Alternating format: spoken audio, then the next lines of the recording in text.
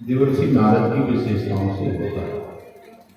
नारद जी एक ऐसे संत हैं, जब कभी धरती पर भगवान किसी रूप में आए तो हर अवतार के समय में नारद जी धरती पर आए। गजब की विशेषता नारद जी की। जब कभी राक्षस धरती पर आए तो राक्षसों ने ऋषियों मुनियों देवी देवताओं को सताया, परेशान किया, लेकिन नारद जी को किसी राक्षस ने कभी परेशान बोलते ना परेशान नहीं किया। उनका जितना सम्मान अयोध्या के राजा राम के दरबार में होता है, उतना ही सम्मान लंका के राजा रावण का होता है।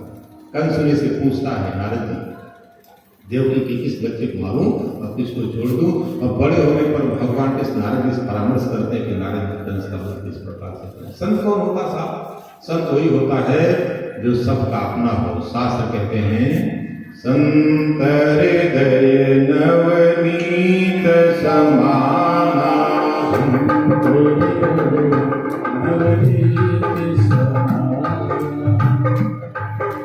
हमारी बात सबका साफ सुना देना, सुनाई पड़ेगी। चौपाई सरल है, अगर समझ में आती तो दोहराया। संत हृदय नवनीत समाना,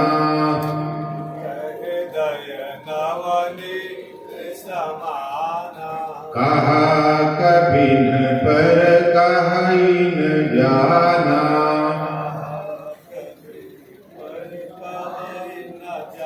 बोलिए गायत्री माता की। जितना समझ में आया जितनी ताकत लगे उतना बोलिए। कहते हैं संतों का हृदय घी जैसा, मक्खन जैसा मुलायम होता है। अब अपनी बहनों से पूछ लें, सबके घर में घी है?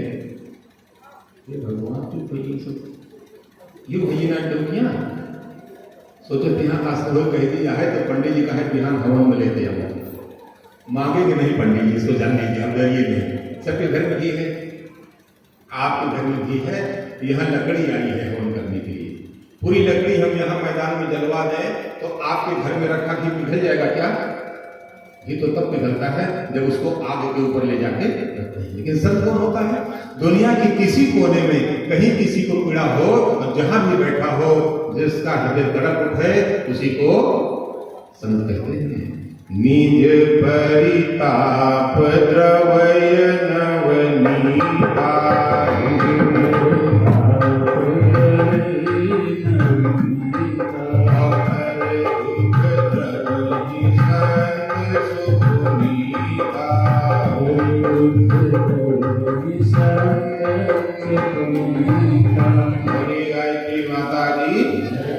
दूसरों के दुखों को देखकर दुखी हो और उसको दूर करने का उपाय करने लग जाए, उसी को संत कहते हैं। हमने पूछा गुरु जी से, गुरु जी इस संत बनने के लिए कौन वाला कपड़ा बनवाए? लाल लाल की पीला पीला, हरा हरा की सफेद सफेद। हमने कहा बेटा, संत बनने के लिए वेश बदलने की कोई आवश्यकता, वेश बदलने की कोई आवश्यकता। संत तो हृदय से होता है, भावना से होता है, वेश से सब नहीं होता। हमने कहा गुरु जी कैसे होता है? तो उन्हें कई संतों के प्रसंग सुनाए थे, बहुत किताबों में लिखा है, पढ़िएगा। और उनके कहे एक दो हम आपको सुनाएंगे। हमने कहा बेटा, तुकाराम नाम के संत थे, जाड़े का महीना था, शाम के समय खेत की तरफ जा रहे थे। उनकी पत्नी ने पूछा उनसे, आप खेत की ओर जा रहे हैं क्या? उनका आवाज आता है। तो उसने कहा आप खेत की तरफ जा रहे हैं तो 2-3 गन्ना तोड़े आइएगा। पहले आगे गन्ना चुभत रहा, हम लोग उम्र के लोग सब गन्ना चुभते, इतने टाइम जा रहा हूँ संध्या के कोई गन्ना आदमी चुभ देता है। पत्नी ने उनके कहा कि आप जा रहे खेत के होते 2 गन्ना लेते हैं, 2-3। वो गए बेचारे खेत के पास पहुंचे तो तुकाराम के मन में आया कि 2-3 गन्ना कहे हैं भाई, पता नहीं। फिर 2-4 दिन खेत की तरफ आई कि नहीं आई, 9, 10, 12, 15 गन्ना तोड़ के अब समझिए सब जमीन बोले गया लेके चली। तो लेके आ रहे करीब 15 गन्ना तोड़े, जब बांधे कंधे पर लेके आ गए। अब बाबा के पास पहुंचे, लड़के नहीं खेल रहे थे। एक लड़के ने देखा कि बाबा गन्ना लेके आ रहे हैं। उसने कहा कि बाबा एक गन्ना तोड़ लेगा। अब तुकाराम ने निकाल के एक गन्ना उस बच्चे को दे दिया। अब आप बताओ क्या कौनों सामान लेके आओ रहा और कई लड़कियां खड़ा रहे, एक लड़कियां मांगे का डांट दिया तो बाकी सब मांगेंगे, पता नहीं को दे दिए तब सब मांगते। जब एक बच्चा एक गन्ना पा गया तो सब बच्चों ने कहा बाबा एक गन्ना हुए देते, बाबा एक बाबा एक, सब ने एक एक मांगा।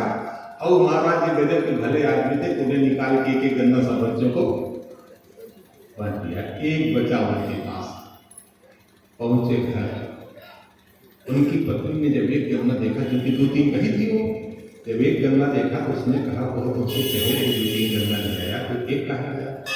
तो अगर वो बता देते देवी जी हम तो आज एक लाए ही कल फिर लाए तो शायद बहन जी को संतोष हो जाता, लेकिन उन्होंने ईमानदारी से कह दिया कि हम 15 गन्ना लाओ रहे, लेकिन ये मोहल्ला लड़के वो मांगे लागे हनुमान का एक ठीक, तो कौन बहन जी का बर्दाश्त है पाओ है कहीं जो 10 होगा काट के बांटे जाकर इतना ज्यादा बनी रहा था।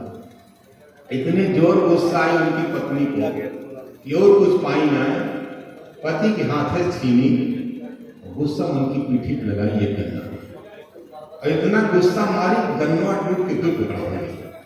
तुकाराम कहे वाह देवी जी है तो हम परेशान रहे कि गन्ना आइए टीचुए वाले हिंदू जने कौड़ी बोली तू चूतू कौड़ी बोली से, अब तू ढोई वाले एक बार तू ले ले एक बार निज परिताप द्रव्य नवनीता, निज परिताप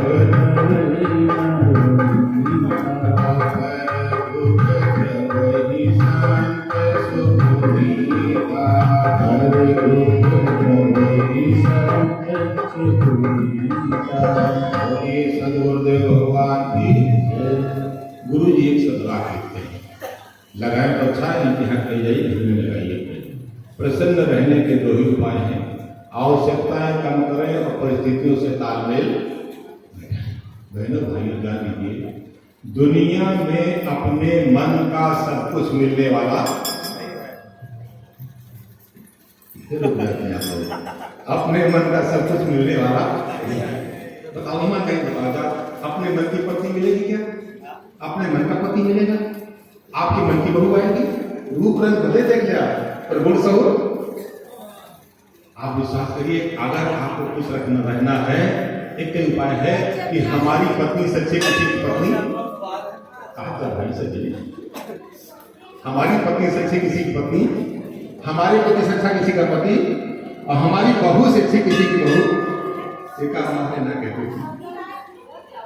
जौन बहू रोटी दे ओके बखान जान लीजिए। गुरु जी कहते थे प्रशंसा अपने आप में एक चालिक है, जी के बखान करते हैं वो बने जाते, इसलिए नियम बनाइए, सबके सामने अपनी बहू की प्रशंसा कहा जाए जरूर करेंगे, कर जाए ना, हर हाल में करिए, करें ना करें आपकी मर्जी, लेकिन खुश रहने का गुरु जी बताया तरीका यही है कि प्रसन्न रहने के 2 ही उपाय हैं, आवश्यकताएं कम करें और परिस्थितियों से तालमेल। अगले एक संत की बात और करेंगे हम। एक नाथ नाम कहीं रहते थे किसी गांव में, सावन का महीना आया, सावन में लोग जाते शिव जी को जल चढ़ाने, कांवड़ लेके जाते ना लोग जल चढ़ाते भोले बाबा को, उनके गांव से लोग जाते थे हमेशा कांवड़ लेके। इस बार लोगों ने बाबा एक नाथ से कहा कि बाबा कहाँ चला कांवड़ यात्रा, उन्होंने कहा कहाँ चलेंगे, हम यही ठीक है, पर लोगों ने कहा नहीं चलिए। एक नाथ जी भी गए सबके साथ में, महादेव गंगा जी से जल लिया और जल लेकर के चले तो नदी बहुत दूर, वहां से शिव जी का मंदिर बहुत दूर था, गंगा नहीं से बीच में बड़ा सा रेगिस्तान था। उसी रास्ते से सब पीछे जा रहे थे पैदल, एक नाथ भी पैदल सबकी लाइन में चल रहे थे, और जिज्ञासु थे, पहली बार आए थे कि इधर उधर देखते चल रहे थे, स्वभाव था देखते चल रहे थे। कुछ दूर चलने के बाद जैसे किनारे देखा उधर रेत का टीला ऊंचा उठा हुआ दिखाई पड़ा, उन्होंने सोचा सब जगह तो समतल, यहाँ ऊंचा कैसे, मुड़ के देखना चाहे, साथियों ने कहा कहाँ जाते? उन्होंने कहा अभी आते हैं। आगे बढ़े, लगभग पहुंचे तो देखा रेत का टीला नहीं, ये तो लगता कोई जानवर। तो उनके मन में आया कि हम देखें यहाँ बालू में रेत में जानवर कौन सा होता है। पड़ा था बेटा, पास पहुंचे तो देखा था। अब उनके मन में आया कि यहाँ कोई मोहल्ला नगर गांव है नहीं, गधा बेचारा कैसे यहाँ आया होगा और लेटा क्यों रहा? देखे जिंदा की मर गया। पास पहुंचे देखे लंबी लंबी सांसें चल रही थी। तो उनको लगा जैसे इसकी प्राण निकलने वाले। बहनों भाइयों, सांस की गति बदलती है। हर क्रिया के साथ सांस की गति बदलती देखिए आप। पतली सीरीज की पुस्तकों में गुरुदेव लिखी किताब है स्वर योग सिद्ध विज्ञान, नहीं पढ़ते लेके पढ़िए।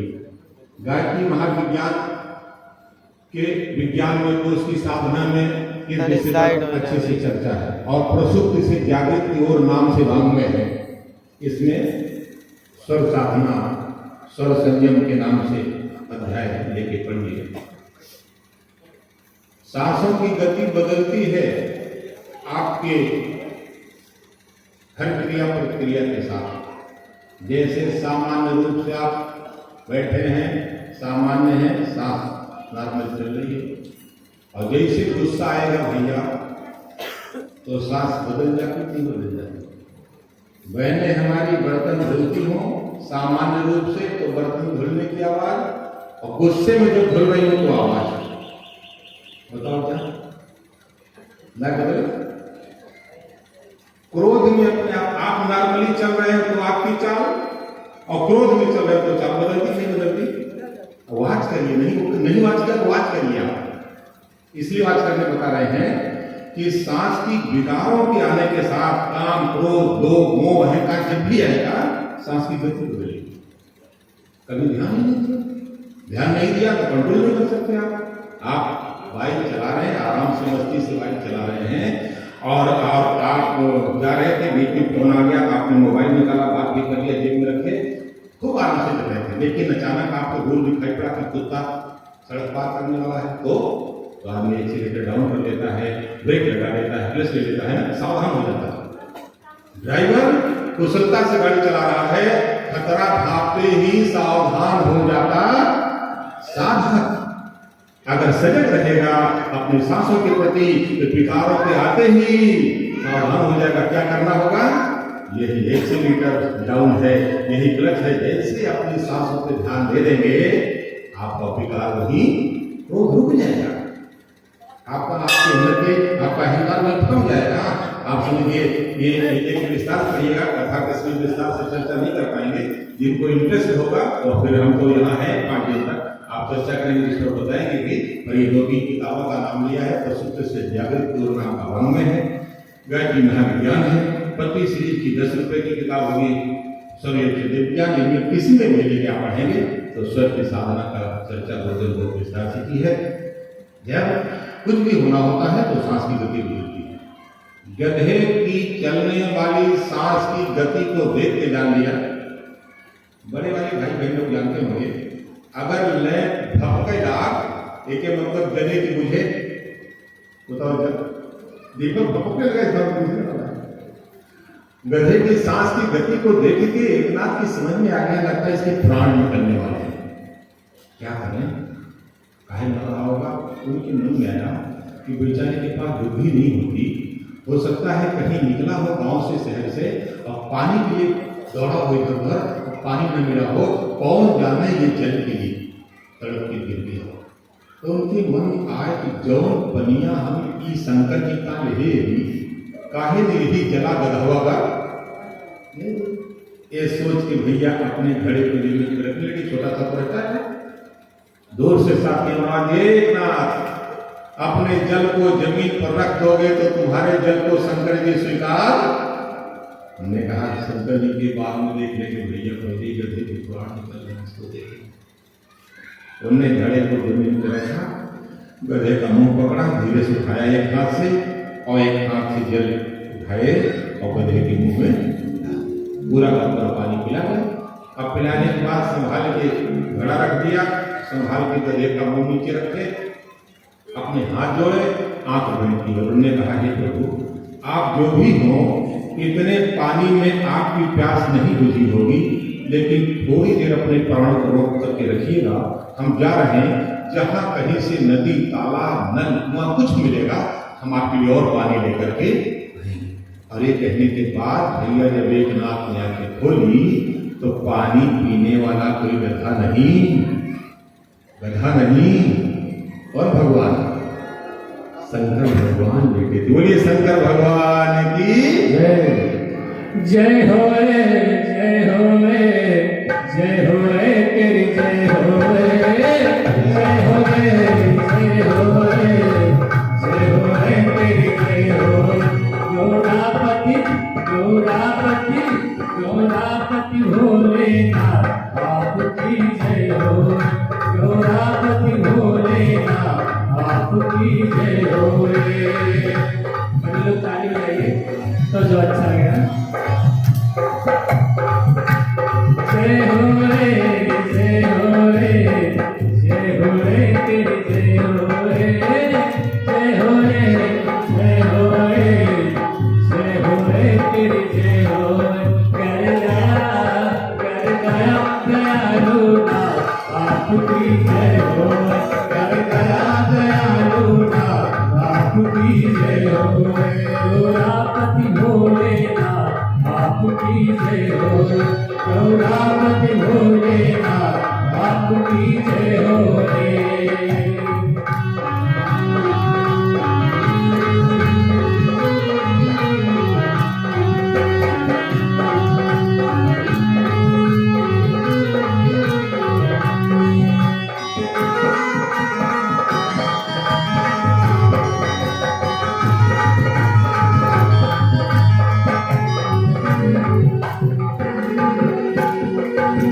भस्मासुर ने करी तपस्या, ब्रह्म दिया वरदान ऐसा। भस्मासुर ने करी तपस्या, ब्रह्म दिया वरदान ऐसा। प्रभु ने दिया वरदान ऐसा, प्रभु ने दिया वरदान ऐसा, प्रभु ने दिया वरदान ऐसा, प्रभु ने दिया वरदान ऐसा। दुख छोड़ गए कैलाश, दुख छोड़ गए कैलाश, आपकी जय हो। दुख छोड़ गए कैलाश, आपकी जय हो रे। जय हो रे, तेरी जय हो रे, जय हो रे, तेरी जय हो रे, जय हो रे, तेरी जय हो। कर गया दयालु नाथ, आपकी जय हो। कर गया दयालु नाथ, आपकी जय हो रे। जोरापति भोलेनाथ, आपकी जय हो रे।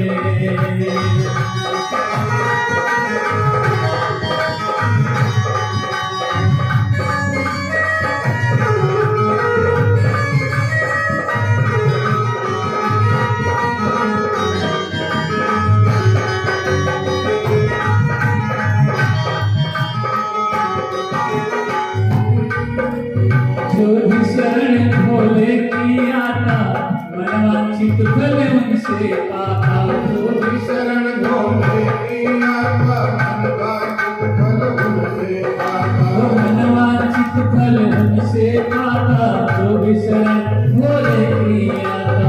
मनवांछित फल उनसे पाता, जो भी शरण भोले की आता। तुम्हें करुणा के धाम,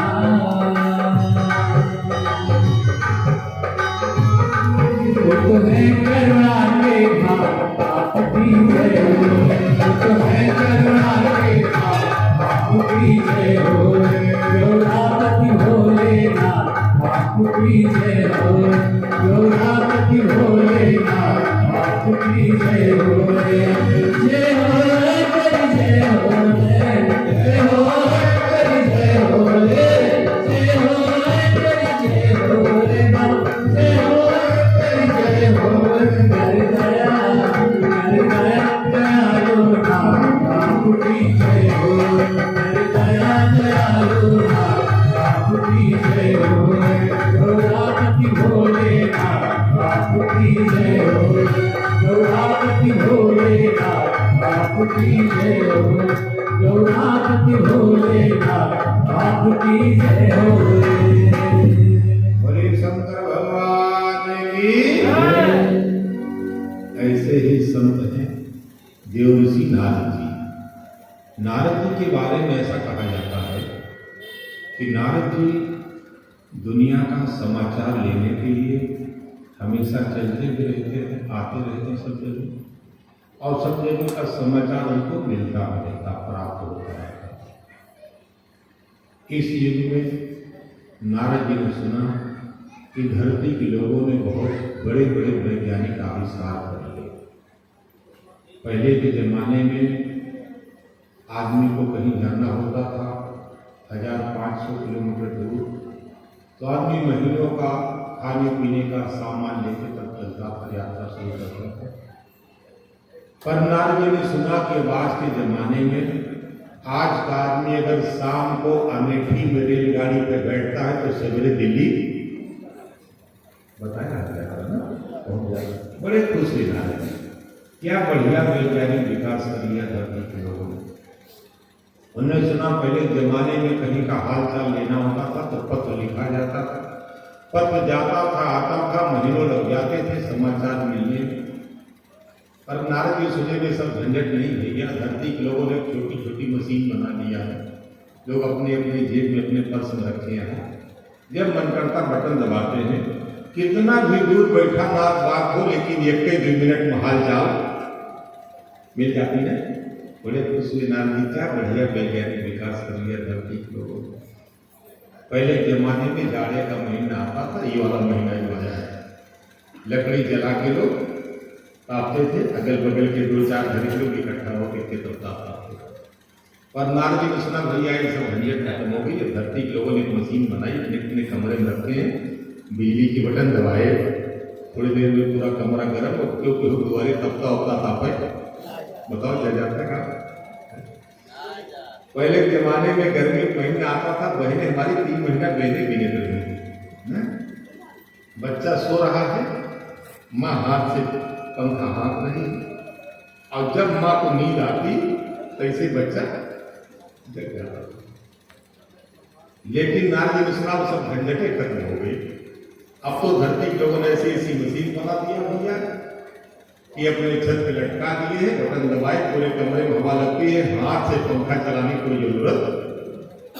बड़े खुशी नारद जी, क्या बढ़िया वैज्ञानिक विकास कर लिया धरती के लोगों ने। पहले के जमाने में रात में 9 बजे भोजन करना होता था तो दाल वाली बटलोई शाम को 5 बजे चढ़ जाती थी, 1 घंटा लगता था दाल पकने में ना। खटाई वटाई डाल दो तो दाल नहीं पकेगी ना, दाल पक जाए तो उसके बाद में पानी खटाई डालती थी पहले। लेकिन नारद जी ने सुना भैया ये सब झंझटें खत्म हो गई, धरती के लोगों ने ऐसी मशीन बना लिया है कि एक बार में दाल नमक खटाई हल्दी पानी सब डाला और उसको चढ़ा दिया चूल्हे पे, और घंटा 2 घंटा के बाद छोड़ा, 10 मिनट पर दाल पक जाए और सीटी मारना के बोला था दाल ही बजे उतार, दाल ही बजे उतार, दाल ही बजे उतार। अगर 10-5 मिनट लेट किया दाल सीटी लग गया है ना। बड़े खुश है नारद भाई, क्या बढ़िया वैज्ञानिक विकास कर दिया। आने जाने का टाइम समाप्त नहीं लगता, चिट्ठी पत्री लिखने की झंझटें खत्म हो गई है, भोजन पानी बनाने में कोई टाइम नहीं लगता। तब नारद जी बड़े खुश हुए। इसका मतलब जब इतनी सुख सुविधाएं, तो जितनी स्वर्ग में लोग कल्पना करते थे कि आप चाहो तो गर्म हो जाए, चाहो तो हवा ठंडी हो जाए, है आप जहाँ चाहो पहुंच जाओ, तो कल्पना स्वर्ग की थी। यहाँ कहते हैं समाचार ले ले, जो लोग स्वर्ग में कल्पना किया करते थे वो सब सुविधाएं इस समय धरती पर हो गई ना, सब हो गई। तब नारद जी सोचे जब इतनी सुख सुविधाओं के साधन हो गए तो धरती के लोग बड़ी प्रसन्नता से रहते होंगे, एक दूसरे के सुख दुख में शामिल होते होंगे। अब किसी को कोई बीमारी नहीं रह गई होगी। जब इतने सुख के साधन है तो बीपी काहे हो भाई, है ना, तब शुगर काहे होगा। सुख के साधन है, सब लोग आनंद से रह रहे होंगे। भाई टेंशन होता तब तो न बीपी हो बढ़ती है, जब सुख के साधन हो गए तो तनाव काहे का। सारे सुख साधन बढ़ गए। नारद जी ने सोचा कि हम चले दुनिया में लोगों को देखें कि दुनिया के लोग कैसे प्रसन्नता से जीवन यापन कर रहे हैं। ये सोच करके नारद जी आए पृथ्वी लोक पर। तो दुनिया देखना शुरू करें, इसके पहले उन्होंने सोचा कोई भी काम शुरू करने के पहले भगवान का नाम ले लेना चाहिए। सब लोग जानते हैं, अपने बड़े सारे लोग बात छोड़िए, ये छोटे छोटे बच्चे जानते हैं। रोज मातारी कहा थे भैया महज बात हम 5 बार गायत्री मंत्र पढ़ जाए, बेटा तू ही बार हनुमान चालीसा पढ़ जा। लेकिन लड़की रोज पढ़े चाहे न पढ़े, पर जो दिन एग्जाम दे जाए करे वही दिन काहे पढ़ भैया, कहना नहीं पड़ता, उस दिन अपने आप नहा करके ले माता के सामने क्यों नहीं जाए। नारद जी ने सोचा दुनिया का दर्शन कर, दुनिया देखना है तो चले पहले भगवान का दर्शन करने तो आगे बढ़े। सोचते विचारते जा रहे थे कहाँ करें दर्शन, कहाँ करें। तो उनको एक बड़ा सा मंदिर दिखाई पड़ा, लंबी चौड़ी बाउंड्री, ऊंचा सा गेट, बड़ा सा मंदिर। नारद जी सोचे यही दर्शन करने तो आगे चलते हैं। गए भैया, जैसे मंदिर में घुसने को एक चौकीदार खड़ा था गेट के पास, उसने कहा बाबा कैसे चला। नारद जी बेस बदले थे अपना, उन्होंने कहा भैया भगवान का दर्शन करने। उसने कहा भगवान के दर्शन का कोई टाइम होता है कि जब मंदिर जरूर से करता है। तो उन्हें पूछा कौन सा टाइम, तो टाइम टेबल लिखा था, उसने बताया 4 बजे जागरण होगा, जब जागरण होगा तो भोग लगेगा, श्रृंगार होगा, आरती होगी, फिर 9 बजे तक दर्शन देते, फिर पट बंद हो जाएगा, फिर 1 बजे खुलेगा, जब खुलेगा तो फिर श्रृंगार होगा, भोग लगेगा, आरती होगी, फिर शाम में 4 बजे तक दर्शन होगी, फिर 2 घंटे पट बंद होगा, फिर शाम में 6 बजे खुलता है, फिर खुलेगा तो श्रृंगार होगा, भोग लगेगा, आरती होगी, फिर रात को 9 बजे तक दर्शन होगा, उसके बाद पट बंद हो जाएगा। नारद जी पूरा टाइम टेबल जब पढ़े तो उन्होंने कहा वाह रे वाह भगवान, हमने तो सुना था दुनिया के कल्याण के लिए 24 घंटे लगे रहते हैं, लेकिन आप तो गजब हो गए, धरती पर आकर के 3-3 बार मेकअप करा रहे हैं। आप तो 16 घंटा पर्दा गिरा के सो जाते हैं, लेकिन कोई बात नहीं, हम यहाँ आए हैं बिना आपका दर्शन किए नहीं जाए। तो टाइम टेबल पढ़ लिया था उसने, सोचा जब टाइम होगा दर्शन करेंगे। तो नारद जी बैठ गए पेड़ के नीचे। तो देखो भैया, संत जब कभी बैठते हैं तो खाली नहीं बैठते, क्यों? क्योंकि शास्त्र कहते हैं खाली दिमाग शैतान का घर। सबने सुना होगा ना, सबने सुना होगा, हमारे दोस्तों ने कहानी सुनाई थी, हम आपने सुनी, आपने भी होगी, केवल याद करा देते हैं आप दोस्तों।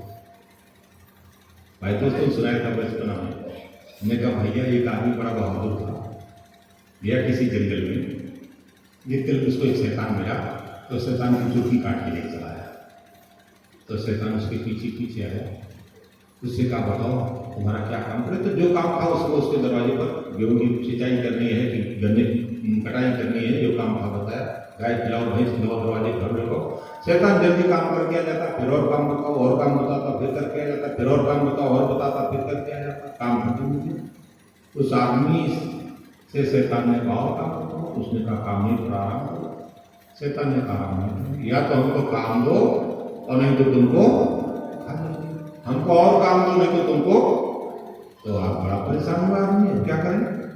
तो बहनों भाइयों, परेशान होने पर संतों की शरण में जाने के अलावा दूसरा कोई उपाय, जब सारी बुद्धि फेल हो जाती है ना, डॉक्टर साहब ने भी जवाब दे दिया है, दवाई काम नहीं करती, तो चलो किन्हीं बाबा के पास। वो आदमी गया किसी संत के पास, महाराज बड़ी मुसीबत में फंस गए। संत ने कहा क्या हुआ? उसने कहा शैतान मिला है, काम बहुत करता है, लेकिन कहता और काम बताओ नहीं तुमको खा जाए। महाराज इतना काम कहाँ से लाए? भैया हो, संतों के पास दुनिया की सारी समस्याओं का समाधान है, इसलिए हर हाल में जीवन का कुछ समय संतों के साथ जरूर लगाना चाहिए। हर हाल में लगाए, घंटे 2 घंटे रोज लगाए, कभी हफ्ते 10 दिन का लगाए, तो संतों के साथ जरूर लगाइए। सारी समस्याओं का समाधान होता है उनके पास। बड़ी साहसता से उन्हें कह दिया बेटा चिंता मत कर। वो आदमी बहुत परेशान था किसके लिए इतना काम कहाँ से लाए।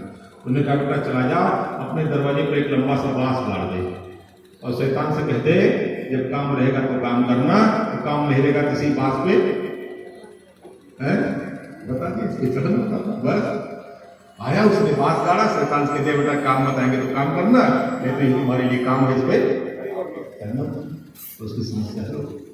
हमने कहा गुरुजी, गुरुदेव से हमने पूछा गुरुजी वो कौन सा शैतान था जिसके लिए बाबा ने बांस गवाया था। गुरु जी ने कहा बेटा खाली दिमाग से बड़ा दूसरा कोई शैतान नहीं।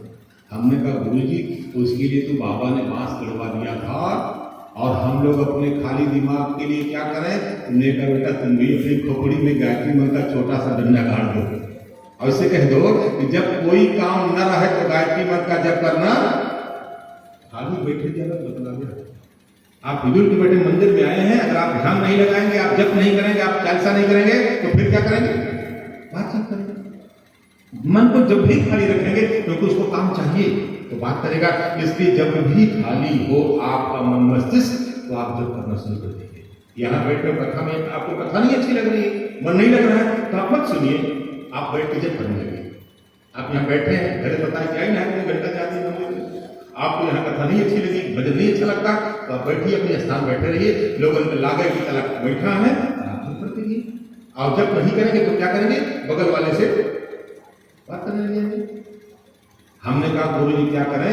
इन्हें तो बेटा तुम मिलो की टुकड़े में गायत्री मंत्र का डंडा मारो, जब खाली हो जब धनी हो। आप देखिए नारद जी को आपने जब भी देखा होगा, सोते जगते चलते फिरते उठते बैठते नारद जी ये काम हमेशा करते हैं। क्या क्या बोलिए? श्रीमन नारायण नारायण नारायण, श्रीमन नारायण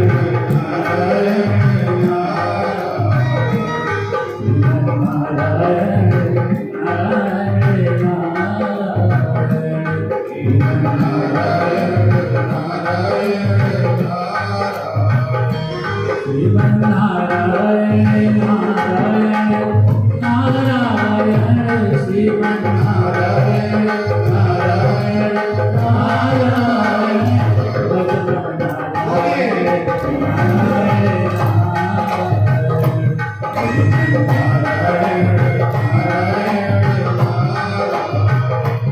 भजन नारायण नारायण नारायण नारायण नारायण नारायण लक्ष्मी नारायण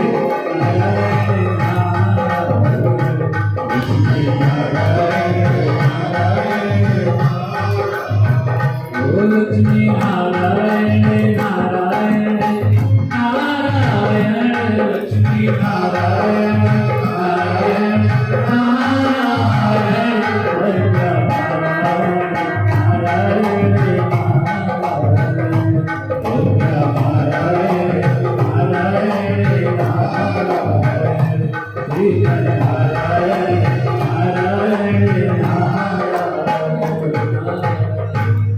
विष्णु भगवान की।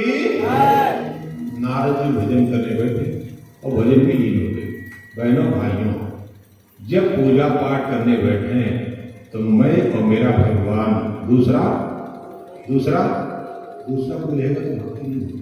जितनी देर पूजा उपासना करने बैठे हैं बस मैं मेरा भगवान और कहीं ना कहीं। लेकिन हम कैसे करें? आज के हमारे समझदार बच्चे जब पढ़ने बैठते हैं तो क्या क्या खोलते हैं? बताओ भैया। टीवी मोबाइल खोलेंगे ना, मोबाइल चलो तो मम्मी देखिए बेटा बंद करो मोबाइल, बेटा थोड़ी देर नहीं ना मम्मी ऐसे उसमें आ रहा देख रहे थोड़ा सा फिर अभी पढ़ते हैं।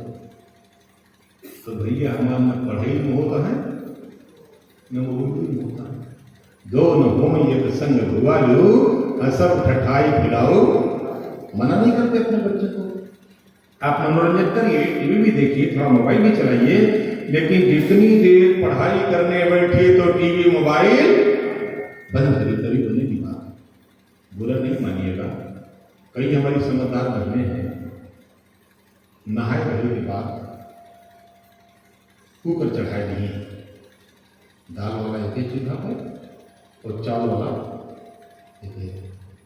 उसके बाद तब गई पूजा के कमरा में, अगरबत्ती जला नहीं दीपक आरती हो गया, जय अम्बे गौरी जय हम बत्ती जय शिव का जय गायत्री मंत्र। और कान कहाँ लगा है? ध्यान कहाँ लगा है? जैसे सीटी दे बार धीम करेगा बंद करेगा। हम कहते बहन जी 5-10 मिनट जब मौका लगे आपको उतनी देर भगवान के पास बैठिए, लेकिन जितनी देर भगवान के पास बैठे मैं और मेरा भगवान दूसरा तभी बनेगी बात साहब। सबसे कह रहे हैं, बहनों से, भाइयों से, बच्चों से भी, जिस काम को करें वो जो लिखते हैं एक सदवाक्य, इस सदवाक्यों को इसलिए कोट करें, अपने घर में लगा के रखिए, बहुत प्रभाव डालते हैं। केवल सामने पड़े रहेंगे, आप इनको देखते भर रहेंगे, अपना प्रभाव डाल देते हैं। असफलता ये सिद्ध करती है कि सफलता का प्रयास पूरे मन से नहीं किया गया। जिस काम में पूरा मन नहीं लगेगा वो काम कभी सफल न हो। तो हर पूजो अधूरी रह गए, वहां चौरो जल गए, है ना, दूध बढ़ जाएगा और पूजा भी उल्टी पुल्टी हो जाएगी। जो काम कर रहे हैं पूरा मन उसी काम में लगाए। सब लोग खूब ध्यान रखिएगा। नारद जी बैठे थे ध्यान करने, भजन करने, काफी देर बाद जब उनका ध्यान टूटा और देखे बड़ी लंबी लाइन लगी थी वहां के साथ। अब नारद जी चौकीदार जो रोका था उनको गेट में घुसने के लिए, उसको बुलाए, कहे कहो भैया एटीएम तो ना लाख में। उसने कहा ये कहा हो तो कहीं दोनों पैसा जमा की जाता, कहीं पैसा नहीं, भगवान की मंदिर आए में दर्शन होते। तो उन्होंने कहा भैया दर्शन तो हमको भी करना था भगवान। उसने कहा जाओ ये लाइन में पीछे। नारद जी अपना चला ठीक किए, पीड़ा लिए गए, लाइन में पीछे खड़े हुए। अभी मंदिर का पट खुला नहीं था, लाइन लंबी होती चली आ रही थी। कुछ देर बाद जब अंदर से मंदिर का पट खुला तो पीछे से भक्तों ने लगाया जोर से धक्का लगाते भीड़ भर। एक अम्मा जी बेचारी गई थी दर्शन करने, कुबरी ली, उसी धक्के में गिरी, कुबरी जल्दी पड़ी, अम्मा ली थी। एक बहन अपने बच्चे को मुंडन करा के चली थी, भगवान का दर्शन करा के तो पानी वानी पी, उसी धक्के पड़ी, बच्चा लग गया, मार। नारद बाबा भी नहीं बच पाए, धक्का उन्होंने लगा, अचला कतो, दुपट्टा कतो, किसी तरह संभल के खड़ी हुई। तब नारद जी ने कहा अगर यहाँ भगवान की चेतना होती और भक्त दर्शन करने के लिए आए होते तो अम्मा जी गिर गई होती, नौजवान आपकी लाइन में लगा होता, पहले अम्मा को उठाता, उनको लाइन में आगे बढ़ा दर्शन करा देता, चाहे अपना दर्शन कर पाता चाहे इसी माँ से उसका बच्चा गिर के रो रहा होता, बच्चे को उठा के माँ की गोदी में ले देता, चाहे दर्शन पाता न पाता। इसका मतलब भगवान की चेतना नहीं तो धक्का लगाने वालों की भीड़ आ गई। नारद जी बाहर से दूर से मन ही मन प्रणाम कर लिए, वहां से चल पड़े, कहीं और करेंगे भगवान का दर्शन। सोचते विचारते जा रहे थे, चले थे भगवान की दुनिया देखने, चले थे, भगवान के चक्कर में पड़ते। नारद जी का कहीं और कर लेंगे। सोचते विचारते जा रहे थे, एक मोहल्ले के पास पहुंचे, 7-8 बच्चे गोला बनाए खड़े थे। एक बड़ा बच्चा था, अपने हाथ में कुछ लिया था, थोड़ा थोड़ा सब बच्चों को दे रहा था। नारद जी दूर से देखा, बड़े प्रसन्न हुए। उन्होंने कहा देखो इन बच्चों ने कभी पढ़ा होगा, सुना होगा, अपनी रोटी मिल बांट के खाएं ताकि आपके सभी भाई सुखी रह सकें। कि जितने सदवाक बता रहे अपने अपने घर में लगाओ, मेरे बताओ तो ये बात सुनने के लिए नहीं बता रहे, सब लोग घर में लगा करके बहुत अच्छा प्रभाव डालते हैं गुरुदेव के सदवाक। वो रोज आपको आप पढ़ेंगे नहीं पढ़ेंगे पर आपके अंतर मन में कुछ न कुछ प्रेरणा देते रहते हैं। सब लोग लगा के यहाँ उपलब्ध होगा तो, नहीं तो बात में आएगा तो, लेकिन लगाइए जरूर। छोटे बच्चे आपस में कुछ बांट रहे थे, नारद जी ने दूर से देखा, बड़े खुश हुए। उन्होंने सोचा कि बाल रूप भगवान है, इन्हीं का दर्शन कर लेंगे तो हम समझेंगे कि उनको भगवान का दर्शन हो गया। सोच के चले, उस नजदीक पहुंचे, वे 10-15 फीट दूर रह गए थे। तब तक बच्चों ने देख लिया कि दोनों बाबा होता है। सब बच्चों ने अपने हाथ की मुट्ठी बंद किया, कोई जेब में डाल लिया, कोई पीछे कर लिया, कोई अगर बड़े छिपा लिया। तब तक नारद जी नजदीक पहुंच गए। उन्हें पूछा बेटा क्या लिए हो? सब बच्चों ने कहा ऐसे से लिया है, बोले कि बाबा कुछ लिए नहीं। नारद जी ने कहा नहीं बेटा कुछ तो लिए हो। सब बच्चों बनने वाला बाबा कुछ नहीं लिए। बड़ा बच्चा था जो बांट रहा था, उसी से नारद जी ने पूछा कहो बेटा कहो कि प्रसाद बांटत रहा था? उसने कहा बाबा की हो ले गया। नारद जी ने कहा बच्चा कहा प्रसाद आएगा, थोड़ा हम दे गया। तो कहीं बाबा प्रसाद में आए, कमला पसंद आ रही, ये फिर पुड़िया खोली वही बसे थोड़ के बांट के हमारे सब। तब नारद जी अपना माथा ठोके, उन्होंने कहा बाप रे बाप जिस देश के छोटे छोटे बच्चे पान पुकार गुटखा बीड़ी सिगरेट तंबाकू शराब गांजा व अफीम चरस का सेवन करने लगे, वहां कोई भगवान आने वाले नहीं है। निर्मल मन जन सो मोहि पाया,